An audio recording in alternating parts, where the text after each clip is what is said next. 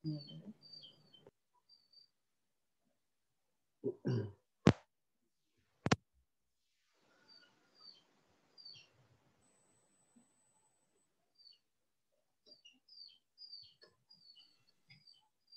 ভালো আছো? আসসালামু আলাইকুম স্যার। ওয়ালাইকুম সালাম। আসসালামু আলাইকুম স্যার। ওয়ালাইকুম আসসালাম। আচ্ছা, আজকে আমরা আহ, উদ্ভিদ বিজ্ঞান বা জীববিজ্ঞান প্রথম পত্রের আমরা প্রথম অধ্যায় কোষ ও এর গঠন পড়ব। আর আজকে যে টপিক সেটা হলো নিউক্লিক অ্যাসিড পরিচিতি আর ডিএনএ এর ভৌত ও রাসায়নিক গঠন, এগুলো আমরা পড়বো আজকে। তো প্রথমে আসি আমরা নিউক্লিক অ্যাসিড জিনিসগুলো কি। নিউক্লিক অ্যাসিড হলো নাইট্রোজেন ঘটিত ক্ষারক, পেন্টোজ সুগার এবং ফসফরিক অ্যাসিডের সমন্বয়ে গঠিত অ্যাসিড ধর্মী পদার্থ যা জীবের বংশগতির ধারা সহ বিভিন্ন জৈবিক কার্যক্রম নিয়ন্ত্রণ করে।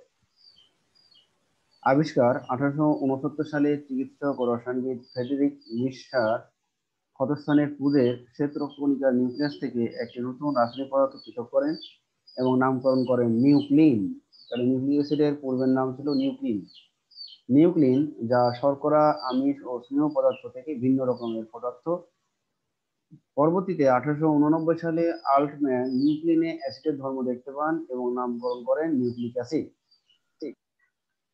বিজ্ঞানী ল্যাভিন 1921 সালে ডিএনএ ও আরএনএ নামে দুই ধরনের নিউক্লিক অ্যাসিড আবিষ্কার করেন। তাহলে নিউক্লিক অ্যাসিড দুই প্রকার, একটা হলো ডিএনএ আর একটা হলো আরএনএ। ডিএনএ এর পুরো নাম deoxy ribo nucleic acid, RNA এর পুরো নাম রাইবো রাইবোনিউক্লিক অ্যাসিড। নিউক্লিক অ্যাসিডের রাসায়নিক গঠন আমরা ছকে একটু দেখছি। তাহলে আমরা মাঝে দিয়েছি নিউক্লিক অ্যাসিড, বামে দেওয়া আছে ডিএনএ এবং ডানে আরএনএ। আসসালামু আলাইকুম। ওয়ালাইকুম আসসালাম। তাহলে আমরা উপাদানগুলো, তাহলে নিউক্লিক অ্যাসিডের মধ্যে কি কি উপাদান দেখবো? পেন্টোজ সুগার, অজৈব ফসফেট এবং নাইট্রোজেন ঘটিত ক্ষারক, এই তিনটা জিনিস থাকবে। এবার আমরা ডিএনএ তে দেখি কি কি আছে।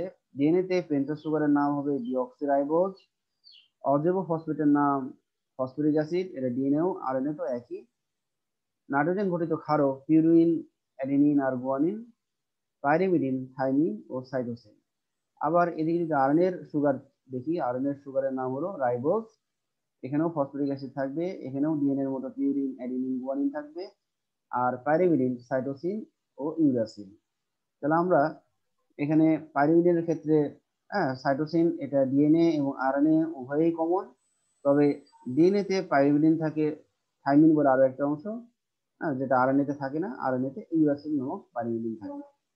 তাহলে আমরা দেখতে পাচ্ছি পাইরিমিডিন ক্ষারক মোট তিনটি, যথা থাইমিন, সাইটোসিন আর ইউরাসিন।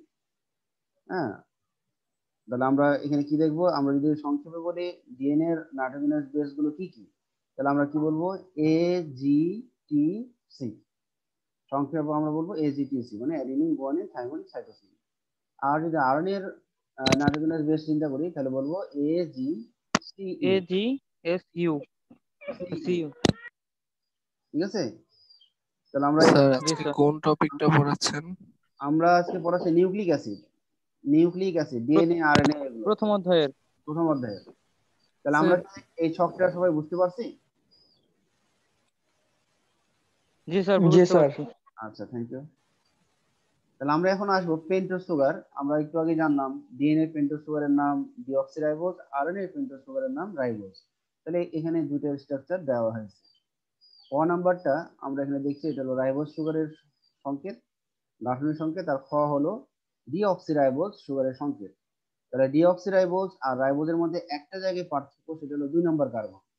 রাইবোজ শর্করায় দেখো 2 নম্বর কার্বনের নিচে একটা অক্সিজেন বেশি আছে, ও এইচ দেওয়া আছে, মানে একটা অক্সিজেন বেশি।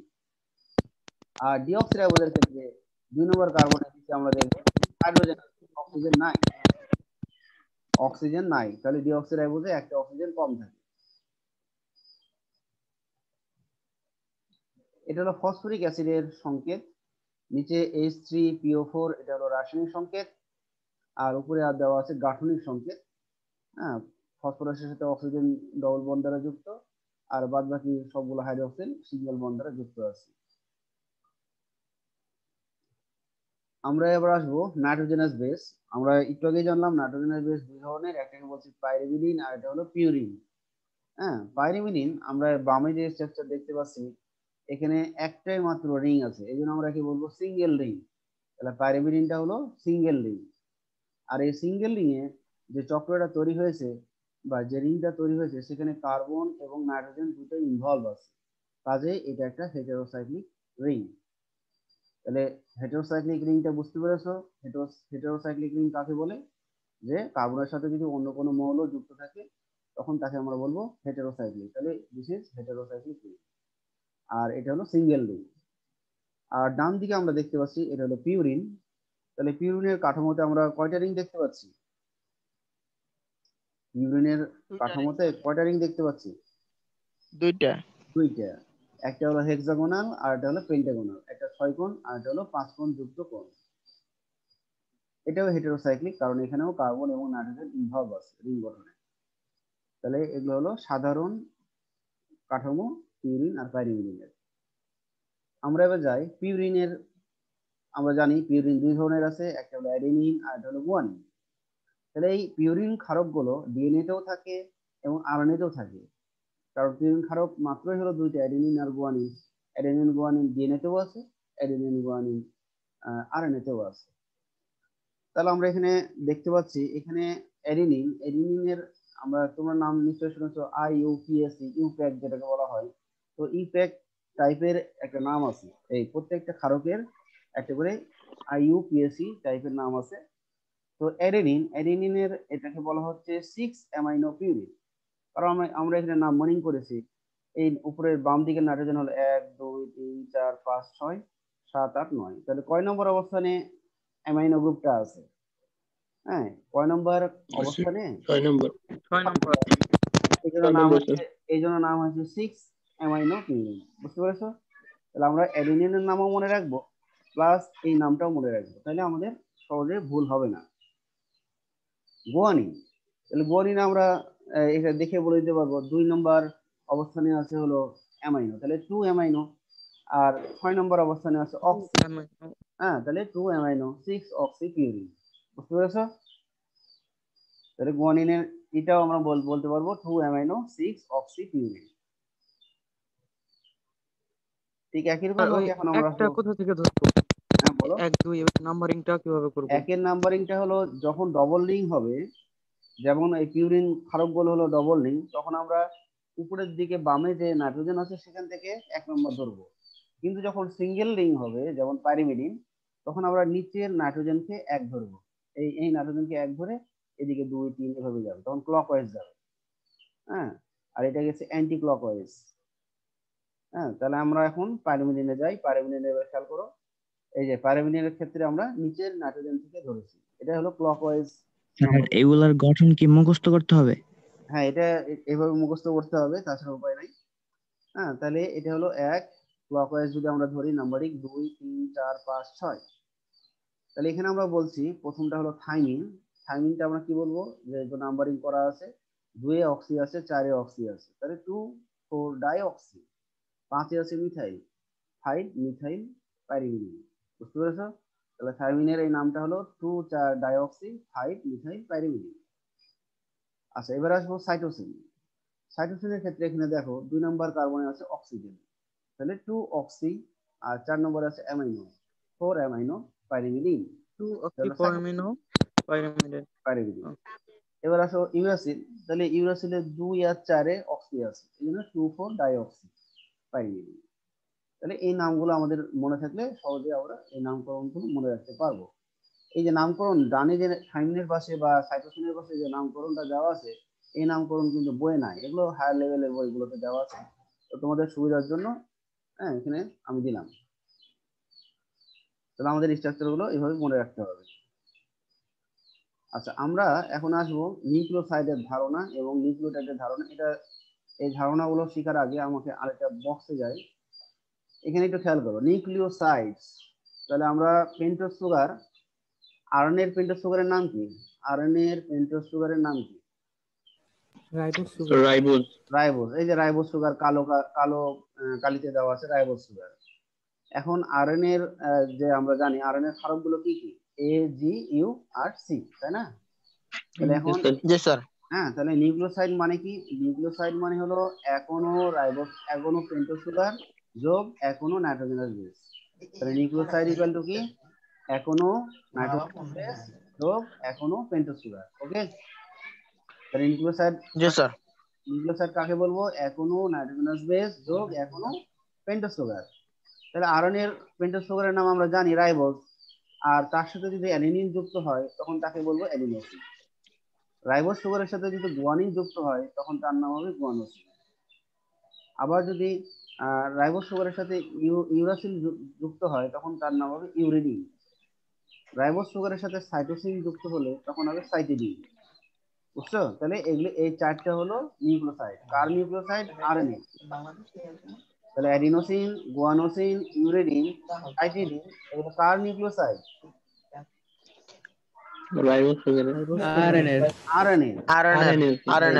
এবার আমরা আসবো ডিএনএ এর নিউক্লিওসাইড গুলোর নাম। ডিএনএ এর ক্ষেত্রে তার নামের আগে ডিঅক্সি কথাটা হবে, ডিঅক্সি কথাটা হবে, এটা লেখা হয় নাই, তবে নামের আগে আমরা ডিঅক্সি কথাটা লিখে দিই। Deoxy deoxy deoxy deoxy. কারণ আমরা জানি ডিএনএ এর পেন্টোজ সুগার হলো ডিঅক্সিরাইবোজ। হ্যাঁ, তাহলে ডিঅক্সিরাইবোজ সুগার যোগ অ্যাডেনিন, যে যে নিউক্লিওটাইড হবে তার নাম হবে ডিঅক্সি অ্যাডিনোসিন। বুঝছো? কারণ তার সুগারের নাম কি? ডিঅক্সি, এই জন্য এখানে আমরা বলবো ডিঅক্সি অ্যাডিনোসিন।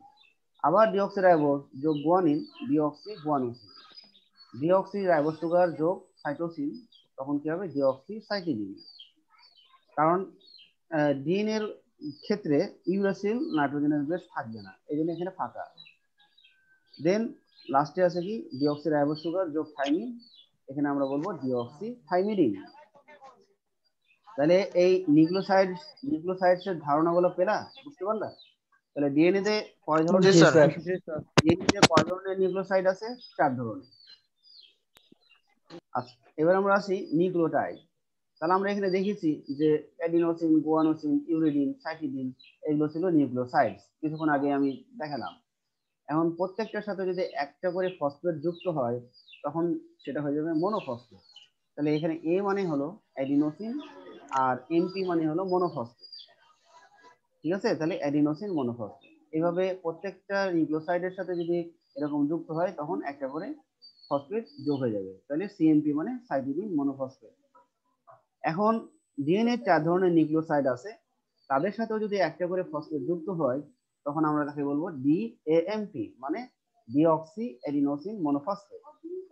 আবার যদি আমরা বলি যে লাস্টে ডিঅক্সি সাইটিডিন, এটা হলো নিউক্লিওসাইডের নাম, যোগ ফসফেট, তখন আমরা বলবো ডিঅক্সি সাইটিডিন মনোফসফেট। তাহলে এগুলো সব নিউক্লিওটাইডস। ডিএনএ তেও 4 ধরনের নিউক্লিওটাইডস থাকবে, আরএনএ তেও 4 ধরনের নিউক্লিওটাইডস থাকবে। তাহলে আমরা নিউক্লিওসাইড এবং নিউক্লিওটাইডস এই জিনিসগুলো কি বুঝতে পেরেছি? জি স্যার। আচ্ছা, এবার আমার একটা কোশ্চেন, বলো দেখি এখনো নিউক্লিওটাইডে কি কি থাকবে? এখনো নিউক্লিওটাইডে কি কি থাকবে? এখনো নিউক্লিওসাইড আর হচ্ছে ফসফেট। হ্যাঁ, ঠিক আছে। আবার যদি বলি এখনো নিউক্লিওসাইডসে কি কি থাকবে? এখনো রাইবোজ সুগার আর সরি পেন্টোজ সুগার আর হচ্ছে মানে পেন্টোজ নামটা কি জানো? এখনো পেন্টোজ সুগার আর হচ্ছে নাইট্রোজেন ক্ষার থাকবে। হ্যাঁ, নাইট্রোজেনাস ক্ষারক, ঠিক আছে। আচ্ছা, এবার তাহলে আমরা যাই স্ট্রাকচারে যাই। তাহলে এবার দেখো নিউক্লিওসাইডের ধারণা।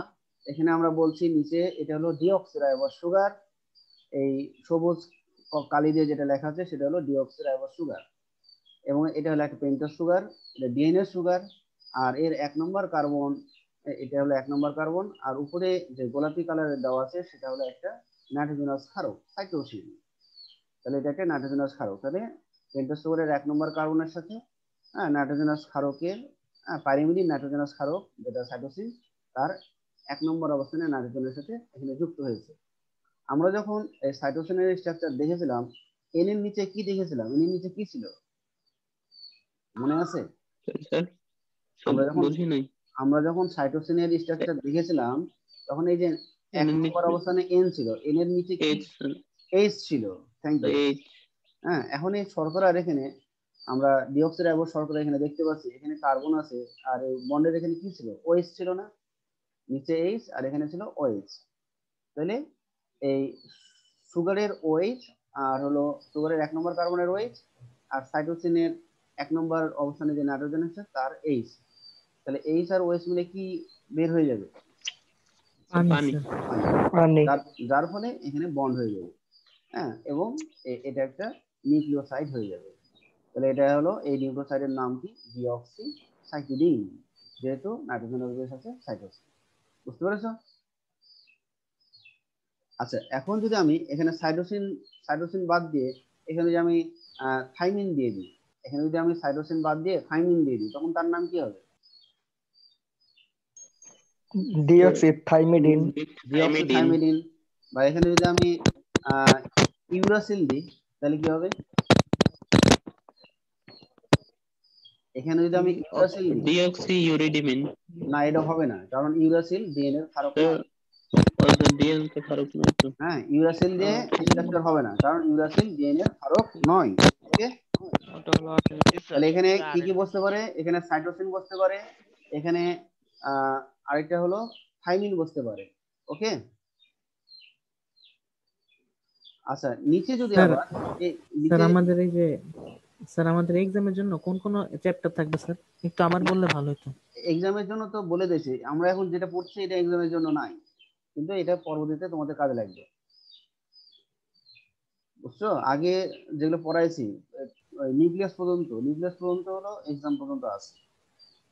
আচ্ছা, এবার একটু খেয়াল করো, তাহলে নিচে ডিঅক্সিরাইবোজ, এই কার্বনের নিচে যদি আমি এখানে ওএইচ দিয়ে দিই, তখন সেটা হয়ে যাবে রাইবোজ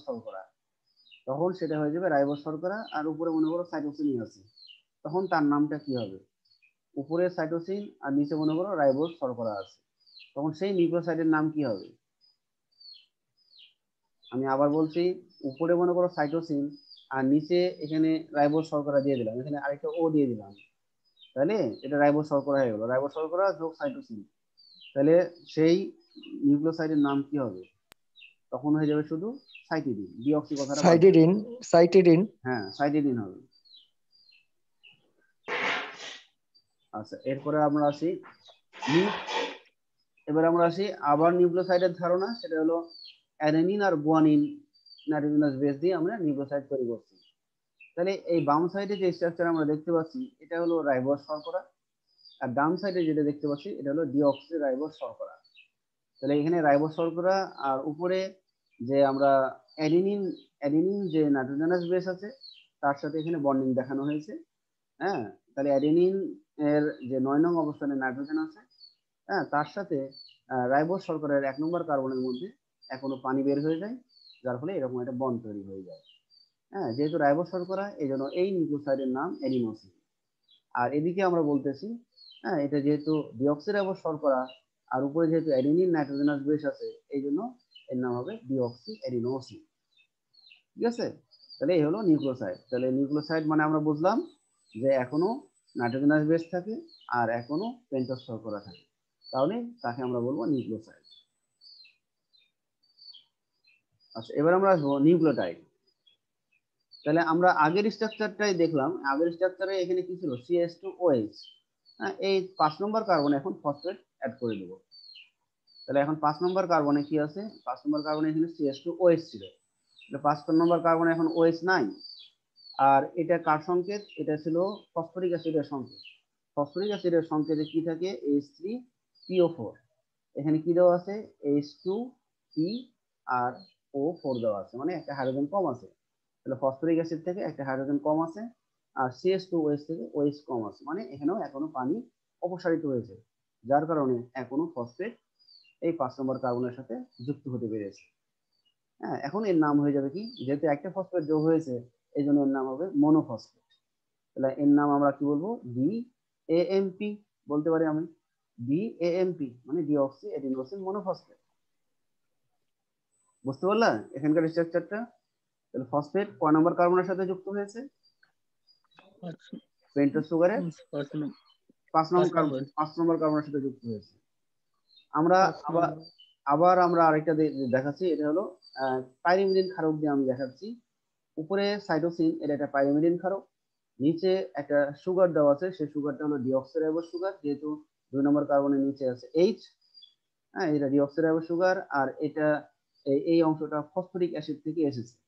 তাহলে এখানেও ওই একই রকম ভাবে ফসফরিক অ্যাসিডের একটা হাইড্রোজেন আর এই পেন্টোজ সুগারের 5 নম্বর কার্বনের ওএইচ এখনো পানি অপসারিত হয়েছে, যার ফলে এই 5 নম্বর কার্বনের সাথে ফসফেট যুক্ত হয়ে গেছে। আর এখানে আমরা দেখতে পাচ্ছি যে পেন্টোজ সুগারের 1 নম্বর কার্বনের ওএইচ আর সাইটোসিন যে ক্ষারক আছে তার 1 নম্বর অবস্থানে নাইট্রোজেনের এইচ, হ্যাঁ, পানি অপসারিত হয়, যার ফলে এখানে বন্ড তৈরি হয়ে যায়। তাহলে এটা হলো একটা নিউক্লিওটাইড হয়ে গেল। তখন এর নাম হবে কি ডিঅক্সিসাইটিডিন। ডিঅক্সিসাইটিডিন। আচ্ছা, আমি এখন শুধু একে সাইটিডিন বানাবো। হ্যাঁ, ডিঅক্সিসাইটিডিন মনোফসফেট, আমি শুধু একে কি বানাবো? Cytidine monophosphate. আমি ডিঅক্সি কথাটা রাখবো না। তাহলে কি কি করতে হবে? ডিঅক্সি কথাটা যদি আমি স্যার টু কার্বনের এইচ এর জায়গার মানে ওএইচ। এত, থ্যাংক ইউ, সুন্দর হয়েছে। তাহলে আমরা এখানে সুগারের যে ডিঅক্সিরাইবোজ আছে এই 2 নম্বর কার্বনের নিচে ওএইচ অ্যাড করে দিব, তাহলে এর নাম হয়ে যাবে সাইটিডিন মনোফসফেট বা সিএমপি।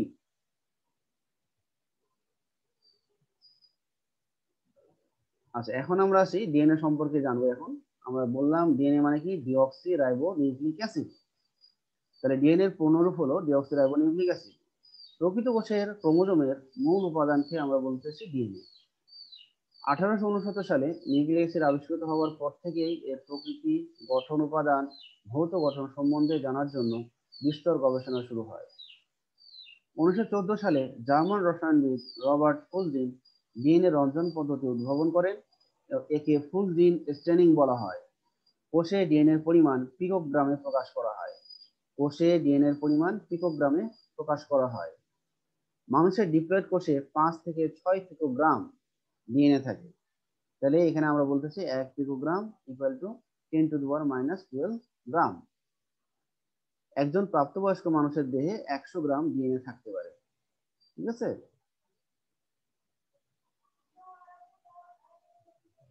ডিএনএ এর ভৌত গঠন আমরা এখন যাব। ডিএনএ এর ভৌত গঠন। আচ্ছা, ডিএনএ ভৌত গঠন যাওয়ার আগে আমাকে আগে এই স্ট্রাকচারটা একটু বুঝাই দিই। ভৌত গঠনে আমরা এখানে দেখতে পাচ্ছি এটা দুইটা সূত্র দেখতে পাচ্ছি। এই যে আমরা ডান দিকে পেঁচানো লোহার যে সিঁড়ি, হ্যাঁ, এই ডান দিকে পেঁচানো লোহার সিঁড়ির মতো এদের গঠন। আমরা আগেকার যে জমিদার বাড়ি বা নবাব বাড়ি যদি আমরা দেখে থাকি, বা আগের যদি কোনো পুরাতন বিল্ডিং থাকে, তখন আমরা এরকম একটা এই ডিএনএ যে সূত্র, এই সূত্রকের মতোই আমি পেঁচানো সিঁড়ি দেখতে পারি। হ্যাঁ, ওই সিঁড়িগুলো দেখতে কেমন ছিল? যে মাঝখানে এখন যে আধুনিক যে সিঁড়িগুলো বানানো হয়, মাঝখানে কিন্তু একটা ই থাকে, একতলা থেকে আরেক দুতলা গেলে দেখা যায় একটা বেস থাকে। কিন্তু আগেকার সিঁড়ির ক্ষেত্রে এরকম কোনো বেস ছিল না।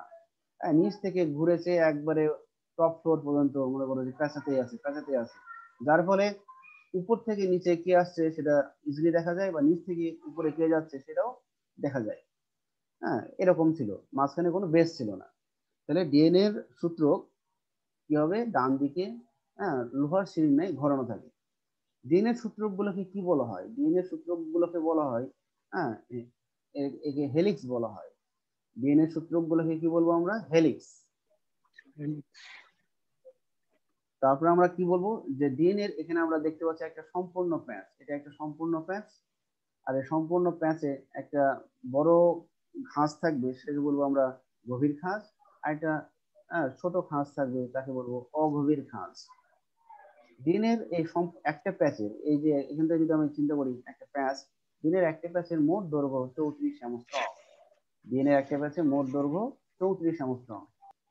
লোহার সিঁড়িতে যেমন হাতল থাকে এবং সিঁড়ির ধাপ থাকে, ডিএনএ তো ঠিক তাই আছে। ডিএনএর এই যে এগুলো হলো হাতল, তাহলে হাতলের মধ্যে কে কি আছে? ডিএনএর হাতল গঠনে আছে ফসফেট আর সুগার। হ্যাঁ, ডিএনএ সুগার হলো ডিঅক্সিরাইবোজ। আর সিঁড়ির ধাপগুলো গঠন করেছে নাইট্রোজেনাস বেস। তাহলে ডিএনএর যে ধাপগুলো গঠন করে সিঁড়ির ধাপ, সেগুলো হলো অ্যাডেনিন, থাইমিন এবং সাইটোসিন, গুয়ানিন।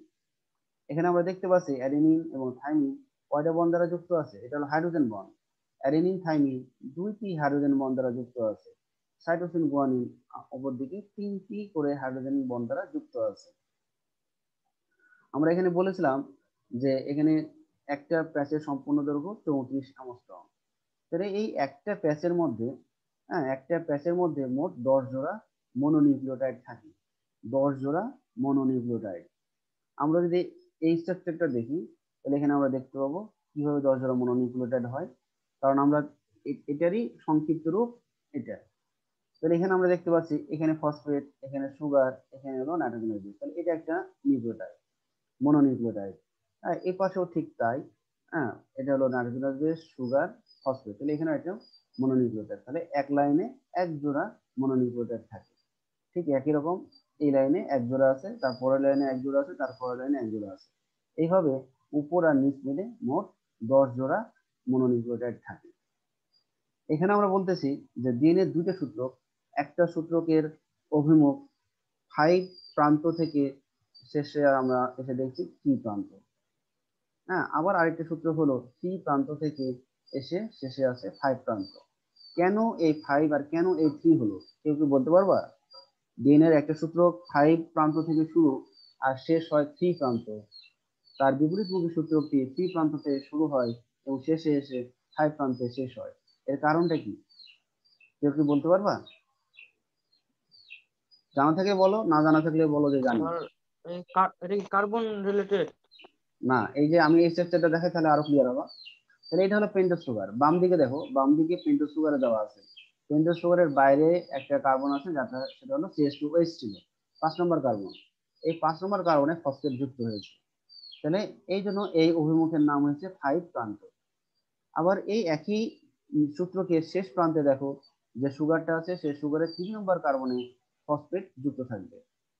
এখানে ফসফেট যুক্ত হতো, এই যে বন্ড আছে এখানে একটা ফসফেট যুক্ত হবে, তখন এর নাম হয়ে যাবে 3 প্রান্ত। অপর দিকে তার বিপরীত সাইডে আমরা উপরের দিকে দেখছি, উপরে যে সুগার আছে সেই সুগারের 3 নম্বর কার্বনে ফসফেট যুক্ত হবে, এই জন্য এই সূত্রকের প্রান্ত হবে 3। আর শেষে যে সুগারটা আছে সেই সুগারের 5 নম্বর কার্বনের সাথে ফসফেট যুক্ত হবে, এই জন্য এর নাম হবে 5। তাহলে আমরা এখন বুঝতে পেরেছি যে ডিএনএর একটি সূত্র যদি 5 প্রান্ত দিয়ে শুরু হয় তার শেষ হবে 3 প্রান্ত, এবং তার ঠিক বিপরীত প্রান্তের যে সূত্রকটি আছে সেই সূত্রকটি অবশ্যই 3 প্রান্ত টু 5 প্রান্ত হয়ে থাকে। আচ্ছা, আরেকটা ভৌত গঠন সেটা হলো কি, যে ডিএনএর এক সূত্রক থেকে তার আরেকটা সূত্রকের মাঝখানের যে দূরত্ব বা ব্যাস সেটা হবে কত? 20 অ্যাংস্ট্রম। বুঝছো? আচ্ছা, এখন আমাদের যে বর্ণনা সেগুলো বললে তোমাদের জন্য সুবিধা হবে। তাহলে 1953 সালে ডিএনএ অণুর প্রকৃত গঠন সম্পর্কে ওয়াটসন ও ক্রিক একটি রূপরেখা প্রদান করেন বা মডেল প্রদান করেন। এটি ডবল হেলিক্স মডেল নামে সুপরিচিত। ওয়াটসন ও ক্রিক প্রদত্ত ডবল হেলিক্স মডেল অনুসারে ডিএনএ অণুর ভৌত গঠন নিম্নরূপ। ডিএনএ অণু দ্বিসূত্রক। এর বিন্যাস ডান দিক থেকে বাম দিকে ঘোরানো পেঁচানো সিঁড়ির মতো, যাকে বলা হয় ডবল হেলিক্স। সূত্রক দুটি সমদূরত্বে পরস্পর বিপরীতমুখীভাবে অবস্থান করে। একটি 5 প্রান্ত থেকে 3 প্রান্ত কার্বনমুখী এবং অপরটি 3 প্রান্ত থেকে 5 প্রান্ত প্রাইম কার্বনমুখী হয়ে অবস্থান করে, যেটা আমি বললাম। সূত্রক দুটি তৈরি হয় ডিঅক্সিরাইবোজ সুগার ও ফসফেটের পর্যায়ক্রমিক সংযুক্তির মাধ্যমে। এটা আমি বলেছি যে সিরিজ যে হাতল সেখানে পেন্টোজ সুগার থাকবে, ডিঅক্সিরাইবোজ এবং ফসফেট, এবং সিরিজ যে ধাপ ঠিক একই রকম ডিএনএ তেও যে ধাপগুলো সেখানে কে থাকবে, সূত্রক দুটির মাঝখানে প্রতিটি ধাপ তৈরি হয় এক জোড়া নাইট্রোজেনাস বেস এবং সংশ্লিষ্ট হাইড্রোজেন বন্ধন দিয়ে। ফসফেট যুক্ত থাকে ডিঅক্সিরাইবোজ সুগারের 3 এবং 5 নম্বর কার্বনের সাথে, এবং ক্ষারকগুলো যুক্ত থাকে ডিঅক্সিরাইবোজ সুগারের 1 নং কার্বনের সাথে। আমরা এখানে খেয়াল করেও দেখতে পারি, এই যে এটা হলো পেন্টোজ সুগার, আমরা উপরে দেখছি 5 নম্বর কার্বন, সে একই সুগারের 3 নম্বর কার্বনে ফসফেট যুক্ত আছে। আর নাইট্রোজেনাস বেস যদি আমি দেখি তাহলে 1 নম্বর কার্বনের সাথে এই নাইট্রোজেনাস বেস, ঠিক তার বিপরীত প্রান্তেও আমরা সুগারের 1 নম্বর কার্বনের সাথে নাইট্রোজেনাস বেস যুক্ত দেখতে পাচ্ছি। কাজেই সূত্রকের বাইরের দিকে ফসফেট এবং ভেতরের দিকে নাইট্রোজেনাস ক্ষারক থাকে। ডিএনএ অণুতে 4 ধরনের নাইট্রোজেনাস ক্ষারক থাকে। অ্যাডিনিনের সম্পূর্ণ ক্ষারক থাইমিন এবং গুয়ানিনের সম্পূর্ণ ক্ষারক সাইটোসিন। মানে অ্যাডেনিন সবসময় থাইমিনের সাথে, হ্যাঁ, এবং সাইটোসিন সবসময় গুয়ানিনের সাথে যুক্ত থাকে। কি দ্বারা যুক্ত থাকবে? হাইড্রোজেন বন্ড দ্বারা। তাহলে একটি সূত্রকের অ্যাডেনিন অপর সূত্রকের থাইমিনের সাথে দুইটি হাইড্রোজেন বন্ধন দ্বারা যুক্ত থাকে। হ্যাঁ, এই যে এ ডবল বন্ড টি, এই ডবল বন্ডটাই হলো হাইড্রোজেন বন্ড, অথবা টি ডবল বন্ড এ। একটি সূত্রকের গুয়ানিন অপর সূত্রকের সাইটোসিনের সাথে তিনটি হাইড্রোজেন বন্ধন দিয়ে যুক্ত থাকে। ডিএনএ অণুর সূত্রক দুটির প্রতিটি প্যাচ বা ঘূর্ণনের দৈর্ঘ্য 34 অ্যাংস্ট্রম। প্রতিটি প্যাচে নাইট্রোজেনের 10 জোড়া ক্ষারক সমদূরত্বে অবস্থান করে, ফলে এক ধাপ থেকে অপর ধাপের দূরত্ব হয় 3.4 অ্যাংস্ট্রম। যেহেতু আমরা জানি একটা সম্পূর্ণ প্যাচে 10 জোড়া মনোনিউক্লিওটাইড থাকে, তাহলে এক জোড়া মনোনিউক্লিওটাইড থেকে আরেক জোড়া মনোনিউক্লিওটাইডের মাঝখানে যে স্পেস বা দূরত্ব সেটা হবে 3.4 অ্যাংস্ট্রম। প্রতিটি পাকে বা প্রতিটি প্যাচে হচ্ছে এটা আসলে প্রতিটি প্যাচে হেলিক্স দুটির ব্যাস 20 অ্যাংস্ট্রম, এটাও তোমাদের দেখাইছি। তবে ডিএনএর দৈর্ঘ্য প্রজাতিভেদে বিভিন্ন হয়। তবে এই 20 অ্যাংস্ট্রম অন্যান্য প্রজাতির ক্ষেত্রে কম বেশি হতে পারে। হেলিক্সের প্রতিটি সম্পূর্ণ প্যাচ বা ঘূর্ণনে শৃঙ্খলের বাইরের দিকে একটি গভীর খাঁজ ও একটি অগভীর খাঁজ গঠিত হয়। প্রতিটি প্যাচে বা ঘূর্ণনে মনোনিউক্লিওটাইডের সংখ্যা 10 জোড়া। প্রতিটি প্যাচে হাইড্রোজেন বন্ডের সংখ্যা 25। ডিএনএর আণবিক ওজন 10⁶ থেকে 10⁹ এর মধ্যে হয়। তাহলে আমরা এখানে কি বললাম? প্রতিটি প্যাচে হাইড্রোজেন বন্ডের সংখ্যা 25। হ্যাঁ, এই যে আমরা এখানে বলবো এই যে এখানে যে আণবিক ওজনের ইউনিটটা কি? বলতেছি কোনটা? আণবিক ওজনের ইউনিট এটাকে অনেকে ডালটন বলে, ডালটন। ঠিক আছে, ডালটন 10⁶ থেকে 10⁹ ডালটন। এমইউ। আচ্ছা, এখানে একটু খেয়াল করো, আমরা এই যে এখানে উপর থেকে এই অংশ থেকে এখানে এই যে তৃতীয় বন্ধনে দিয়ে আমি দেখাইছি, এখানে দেখো এটা একটা সম্পূর্ণ প্যাচ। তাহলে এখানে যদিও আমরা 4 জোড়া মনোনিউক্লিওটাইড দেখাচ্ছি নিচের লুপে, আর উপরের লুপে দেখাচ্ছি 4 জোড়া, আসলে হ্যাঁ এখানে 5 জোড়া করে হবে। হ্যাঁ, এখানে হয়তো আটেনি, এই জন্য আমরা 4 জোড়াই দেখাচ্ছি। তাহলে উপরে 5 জোড়া থাকবে, নিচে 5 জোড়া থাকবে। তাহলে এইভাবে মোট 10 জোড়া মনোনিউক্লিওটাইড থাকবে। তাহলে 10 জোড়া মনোনিউক্লিওটাইড থাকলে এর মধ্যে অ্যাডেনিন আর থাইমিন থাকবে 5 জোড়া, আর সাইটোসিন আর গুয়ানিন থাকবে 5 জোড়া। তাহলে অ্যাডেনিন আর থাইমিন যদি থাকে তাহলে এটা কি হবে? যে এখানে হবে তোমার দুটো বন্ধন, মানে 5 × 10, আর সাইটোসিন গুয়ানিন যদি 5টা থাকে তাহলে হবে 3×5 = 15, 15 আর 10 25। এভাবে মোট 25টা হাইড্রোজেন বন্ড একটা প্যাচের মধ্যে থাকবে। তাহলে কি ডিএনএ গঠনগুলো কি বুঝতে পেরেছো? জি স্যার।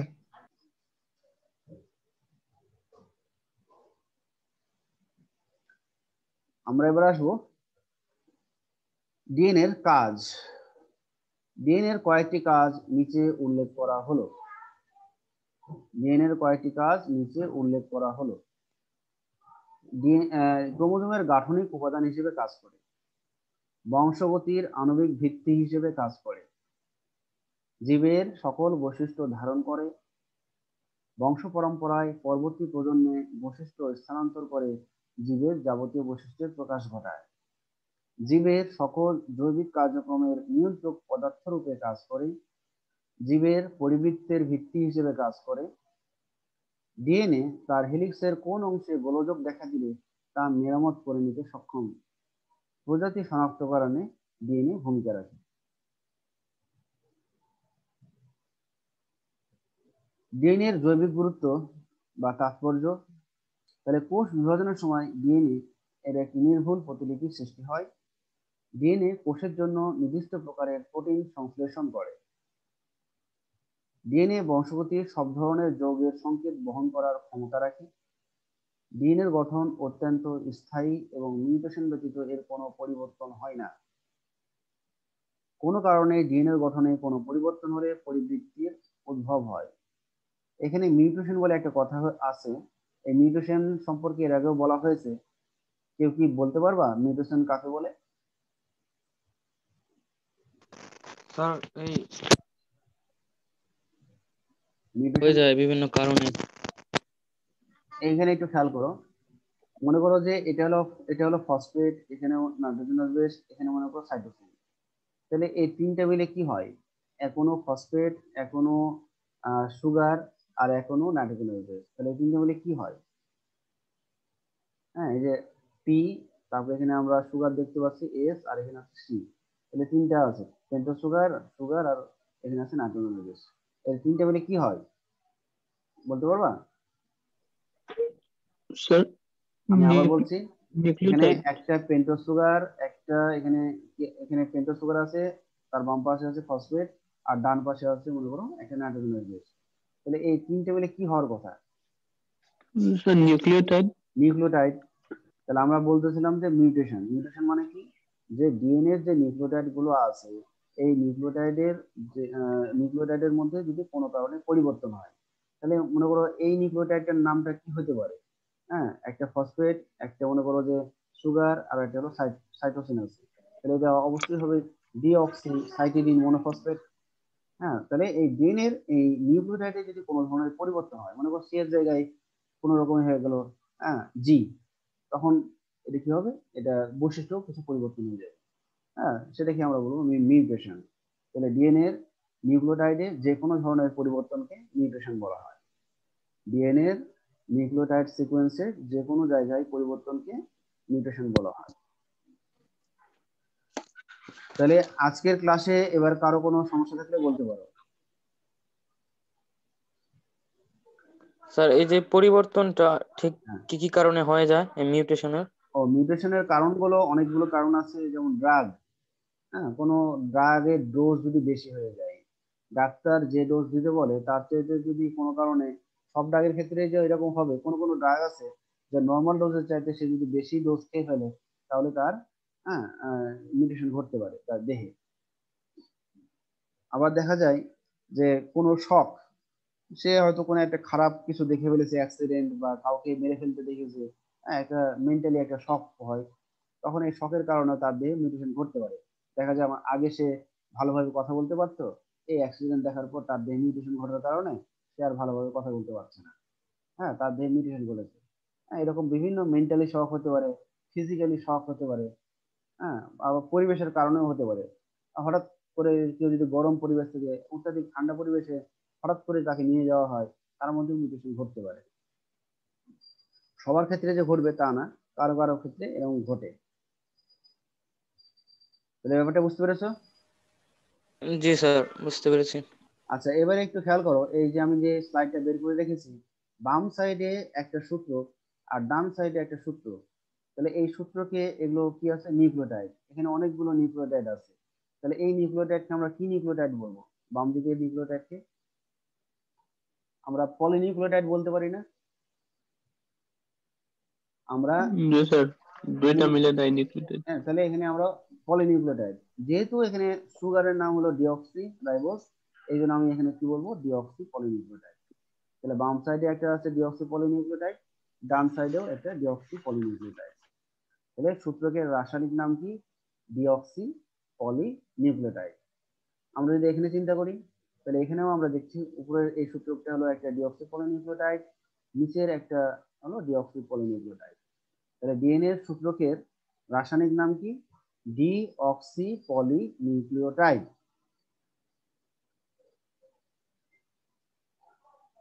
আচ্ছা, তাহলে এখন আমি কিছু প্রশ্ন করি, দেখি কি প্রশ্নগুলো পারো। ডিএনএ এর একটা সম্পূর্ণ প্যাচে মোট কয় জোড়া মনোনিউক্লিওটাইড থাকবে? স্যার 10 জোড়া। 10 জোড়া। 10। 10 জোড়া মনোনিউক্লিওটাইড সমান কয়টা নিউক্লিওটাইড? স্যার একটা। আমার কোশ্চেনটা বুঝো, 10 জোড়া মনোনিউক্লিওটাইড সমান 10 জোড়া মনোনিউক্লিওটাইড সমান কয়টা নিউক্লিওটাইড? কয়? 10 জোড়া 10টা। স্যার 10 জোড়া 20 মনোনিউক্লিওটাইড। মনোনিউক্লিওটাইড মানে কি, একটা নিউক্লিওটাইড। একটা স্যার নিউক্লিওটাইড। 10টা। 10 জোড়া বলছি, 10 জোড়া মনোনিউক্লিওটাইড সমান সেই তো 20টা। 20টা। 20টা। হ্যাঁ, 10 জোড়া মনোনিউক্লিওটাইড সমান 20টা নিউক্লিওটাইড। ওকে, তাহলে ডিএনএ এর একটা প্যাচে মোট কয়টা নিউক্লিওটাইড থাকবে যদি আসে, তখন হবে অ্যান্সার 20। 20। হ্যাঁ, আর যদি আমি বলি কয় জোড়া, তখন হবে 10 জোড়া। ওকে, তাহলে এটা একটু মাথায় রাখো। Yes. হ্যাঁ, যদি কয়টি বলে তখন 20টি হবে, আর যদি কয় জোড়া বলে তখন 10। আচ্ছা, এখানে আরেকটা জিনিস খেয়াল করো, এই টি আর এ, এখানে টি হলো থাইমিন আর এ হলো অ্যাডেনিন। তাহলে এগুলোকে কি বলা হয়? টি আর এ কে কি বলা হয়? টি জিনিসটা কি? সুগার। সুগারের নাম কি? Sir, টি মানে কি? হ্যাঁ, থাইমিন। sir, একটা থাইমিন Thiamine, জিনিসটা কি? sir. থাইমিন জিনিসটা কি? স্যার নাইট্রোজেন ক্ষার স্যার। নাইট্রোজেনাস ক্ষার। আর স্যার এ এ এই জিনিসটা কি? এটাও এডিনিন, এটাও এটাও নাইট্রোজেন ঘটিত নাইট্রোজেনাস ক্ষার। ক্ষার, এটাও নাইট্রোজেনাস ক্ষার। তাহলে টি এ এটা মানে কি? Base pair. তাহলে টি এ মানে হলো কি? Base pair. বুঝতে পেরেছো? বেস পেয়ার মানে কি? বেস মানে ক্ষারক আর পেয়ার মানে জোড়া। হ্যাঁ, তাহলে টি এ, তাহলে এটা হলো কি? Base pair. ওকে, এটা কি বুঝতে পেরেছো? টি এ বেস পেয়ার। জি জি সি, স্যার, একটা বেস পেয়ার এটা। হ্যাঁ জি সি এটা হলো কি? একটা বেস পেয়ার। তাহলে আমি যদি এখন চিন্তা বলি, তোমাদের প্রশ্ন করি যে ডিএনএ এর একটা প্যাচে মোট কয় জোড়া বেস পেয়ার থাকে, কি বলবা? কয় জোড়া? 5 জোড়া। 5 জোড়া, ঠিক আছে। আর যদি বলি কয়টি বেস পেয়ার থাকে? 10টি বেস পেয়ার। 10টি বেস পেয়ার, ঠিক আছে। এই তো বুঝছো, থ্যাংক ইউ। আচ্ছা, ডিএনএ এর একটা প্যাচে মোট দৈর্ঘ্য কত? 34 34 angstrom. angstrom. 34 অ্যাংস্ট্রম। হ্যাঁ, আর ডিএনএ এর একটা সূত্রক থেকে আরেকটা সূত্রকের মধ্যবর্তী যে ব্যাস বা দূরত্ব সেটা Sir, কত? 20 20 angstrom. অ্যামস্ট্রং। 20 অ্যাংস্ট্রম। 20 অ্যাংস্ট্রম। আচ্ছা, এবার বলো তাহলে যে ডিঅক্সিথাইমিনিন, ডিঅক্সিথাইমিনিন, হ্যাঁ, এটা এটা কি জিনিস? ডিঅক্সিথাইমিনিন জিনিসটা কি? Sir, ডিঅক্সিথাইমিনিন স্যার pentose ইয়া sugar, নিউক্লিওটাইড। নিউক্লিওসাইড হবে, সাইড না। nucleoside side. হ্যাঁ, যত সাইডের সাথে পি যোগ হলে শুরু করে। হ্যাঁ হ্যাঁ, এটা তাহলে ডিঅক্সিথাইমিনিন মানে হলো এটা একটা ডিএনএ এর নিউক্লিওসাইড। কারণ এখানে কি কি সাইড। যুক্ত, কি কি যুক্ত আছে? একটা নাইট্রোজেনাস বেস থাইমিন আর একটা সুগার ডিঅক্সিরাইবোজ, এই জন্য নাম হয়েছে ডিঅক্সিথাইমিনিন। এটা একটা ডিএনএ এর নিউক্লিওসাইড। তাহলে আর কারো কোথাও সমস্যা আছে? স্যার আমাদের সিলেবাসটা স্যার একটু আরেকবার বললে ভালো হতো আরেকবার স্যার। বলবো? প্রথম আচ্ছা, অধ্যায় আবার বলতেছি। 2 নম্বর আর 3 নম্বর চ্যাপ্টার পুরোটাই পড়বা। 2 নম্বর হলো কোষ বিভাজন, 3 নম্বর হলো কোষ রসায়ন, পুরোটাই আছে। আর 1 নম্বর চ্যাপ্টারের শুরু থেকে নিউক্লিয়াস পর্যন্ত পড়তে হবে। হ্যাঁ, আমরা কিন্তু তোমাদের নিউক্লিয়াসের পরে ক্রোমোজোম পড়িয়েছি, নিউক্লিয়াসের পরে আজকে নিউক্লিক অ্যাসিড পড়ালাম। তাহলে ক্রোমোজোম আর নিউক্লিক অ্যাসিড কিন্তু তোমাদের পরীক্ষাতে থাকবে না। তোমাদের পরীক্ষা পর্যন্ত থাকবে শুরু থেকে, 1 নম্বর অধ্যায়ের শুরু থেকে তোমাদের নিউক্লিয়াস পর্যন্ত। এবার কি ক্লিয়ার হয়েছে সিলেবাস? জি স্যার। তো ঠিক আছে, তাহলে আজকের মতো এখানে শেষ করছি। ওকে, আচ্ছা স্যার, আসসালামু আলাইকুম স্যার। ওয়ালাইকুম আসসালাম।